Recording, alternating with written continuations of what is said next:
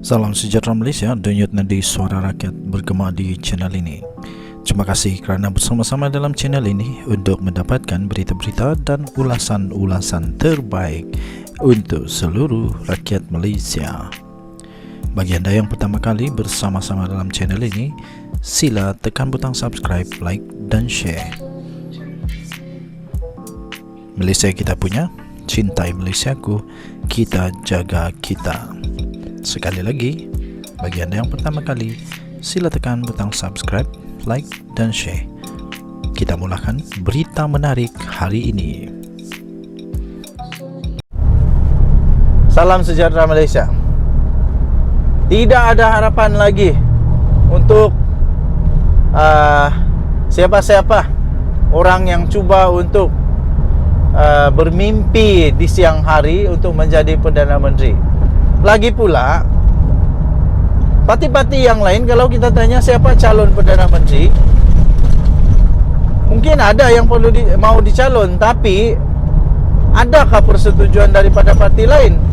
Contohnya, waktu Perikatan Nasional kata Samsuri boleh jadi calon Perdana Menteri, betul-betul Muhyiddin setujukah? Betul-betul Hamzah Zainuddin setujukah benda tu? Betul-betulkah akar umbi pemimpin-pemimpin daripada Perikatan Nasional, daripada Bersatu, setujukah dia jadi Perdana Menteri? Lepas itu rakyat Malaysia pun ditanya juga, betulkah rakyat Malaysia mahu Samsuri daripada PAS menjadi Perdana Menteri Malaysia? Jadi kalau Muhyiddin pula jadi Perdana Menteri atau Hamzah Zainuddin, PAS mahukah? PAS mahukah mereka jadi Perdana Menteri? Jadi itulah dia punya apa itu, bukan konflik, itulah dia punya persoalan. Tapi dengan terbaru ini, Saifuddin memberikan satu pengumuman yang paling pastinya menakutkan, pastinya tak disukai, dibenci, dan ini bukan satu yang ditunggu oleh ahli parlimen pembangkang. Saifuddin mengakui bahawa mereka mahu supaya Anwar Ibrahim terus menjadi Perdana Menteri, berkhidmat sebagai Perdana Menteri untuk tempoh satu penggal lagi. Jadi maksudnya 2 penggal Perdana Menteri kita boleh jadi PM. Jadi dah tak ada harapan lagi dah. Saya fikir Mahathir tak akan habis tengok Anwar Ibrahim jadi Perdana Menteri untuk 2 tempoh. Sebab sekarang Mahathir sudah semakin tua. Tapi kalau dia habis pun tak apa, tak kisah. Dia boleh hidup sampai 120 tahun pun okey, syukur puji Tuhan. Kalau dia boleh hidup sampai 120 tahun. Tapi untuk Mahathir jadi Perdana Menteri sekali lagi, itu hampir mustahil. Dinyatakan lagi pula ini, we want Anwar to serve second term as Perdana Menteri, Prime Minister. Kata siapa? Kata Saifuddin. PKR General Secretary Saifuddin Nasution Ismail is hopeful. Beliau sangat berharap, is hopeful that Anwar Ibrahim will serve a second term as Prime Minister. Jadi dia kata now he is in his first term. InsyaAllah now there is clarity to enter a second term. That is our dream, he said in an episode of Keluar Sekejap podcast that aired yesterday. Jadi beliau betul-betul memberikan satu kepercayaan. Beliau benar-benar percaya, mahu, berharap supaya Perdana Menteri Datuk Seri Anwar Ibrahim jadi Perdana Menteri untuk term yang kedua. Sekarang pula Pakatan Harapan semakin kuat dan dinyatakan dalam beberapa ucapan beberapa ahli ahli-ahli politik Malaysia yang menyatakan bahawa Perikatan Nasional tidak boleh terus berharap kepada gelombang hijau, gelombang rakyat, serana itu boleh pudar. Tapi ada satu gelombang yang tidak pernah pudar tahu. Gelombang Datuk Seri Anwar Ibrahim mau jadi Perdana Menteri. Itu tidak pernah pudar selama 24 tahun. Jadi sekarang gelombang rakyat, gelombang hijau, tidak pasti apa sudah jadi.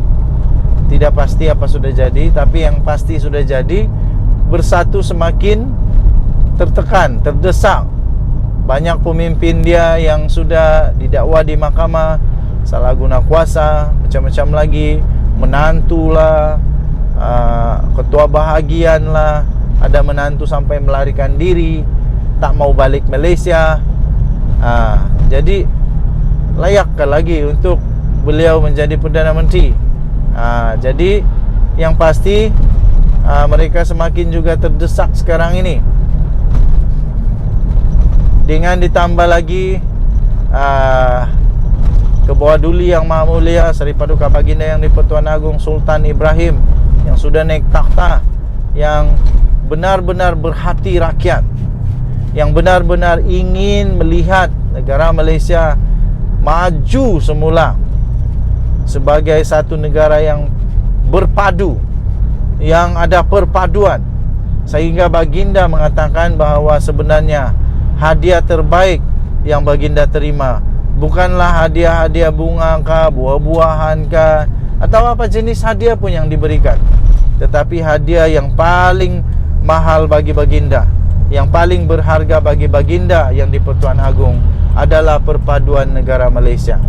Pada hemat saya, pada pendapat saya, ini Baginda mau tunjukkan bahawa kerajaan perpaduan ini adalah kerajaan yang patut dipertahankan, patut untuk diteruskan.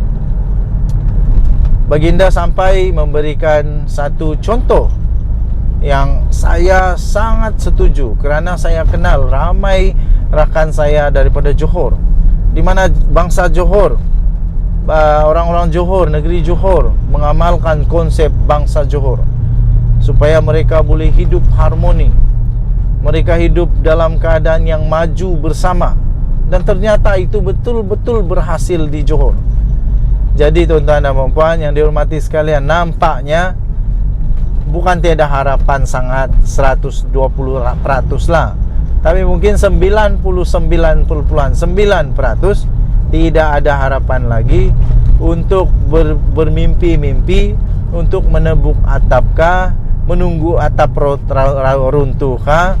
Seperti kata Hadi Awang di dalam TikTok yang viral, dia kata jangan salahkan kami kalau ada kerajaan tumbang, kerana kami bukan tebuk atap, tetapi atap itu yang tumbang sendiri. Saya fikir atap tidak akan tumbang. Itu hanya mimpi-mimpi si Hadi Awang ini saja, tidak akan tumbang lah.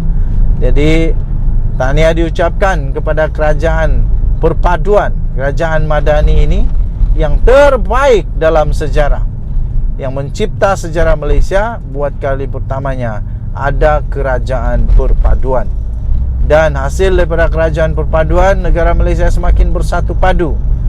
Ini baru tahun kedua Datuk Seri Anwar Ibrahim jadi Perdana Menteri. Lihatlah perubahan yang terjadi.